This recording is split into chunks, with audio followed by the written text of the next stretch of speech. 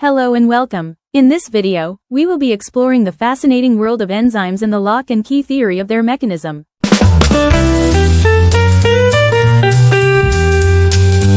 What are enzymes? Enzymes are biological catalysts. They are proteins that increase the rate of a chemical reaction by lowering the activation energy required for the reaction to proceed. Substrate is the compound or compounds whose reaction an enzyme catalyzes. Active site is the specific portion, a special pocket or cleft, on the enzyme to which a substrate binds. Mechanism of action. Lock and key model. The active site has a rigid shape. Only substrates with the matching shape can fit. Key that fits the lock of the active site. Mechanism of action. The induced fit model.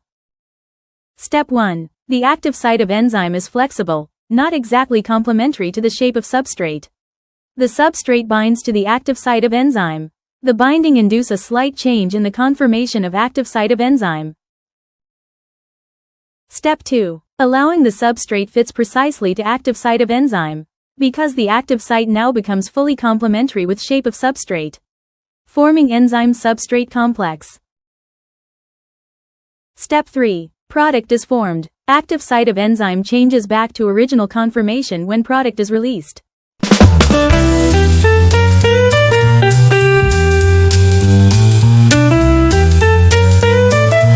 Cofactors and coenzymes. Cofactor, small non-protein molecules, may bind temporarily or permanently to an enzyme, usually help to form the active site. Coenzyme, non-protein organic molecule, may bind loosely and temporarily to an enzyme active site. Many coenzymes are derived from vitamins. Apoenzyme, enzyme that lacks cofactor. Holoenzyme, enzyme that are bound to cofactor.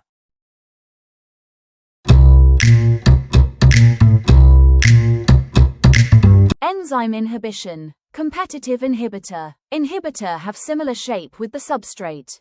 Inhibitor binds to active site of enzyme. Inhibitor compete with the substrate for enzyme active site. Enzyme inhibition. Non-competitive inhibitor. Inhibitor have different shape with substrate. Inhibitor binds to allosteric site of enzyme. Inhibitor does not compete with substrate to bind to the active site.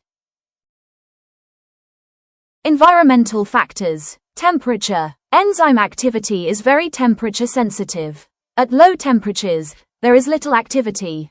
As temperature increases the reaction rate up to an optimal point, often around 37 degrees Celsius. Beyond this, the enzyme structure is destroyed, or denatured, and it loses its function. Environmental factors. pH. Each enzyme has an optimal pH. Lower or higher pH can change the enzyme's shape, altering the active site so the substrate can no longer bind. However, some enzymes, like pepsin in the stomach, have a very low optimal pH of 2. Yay!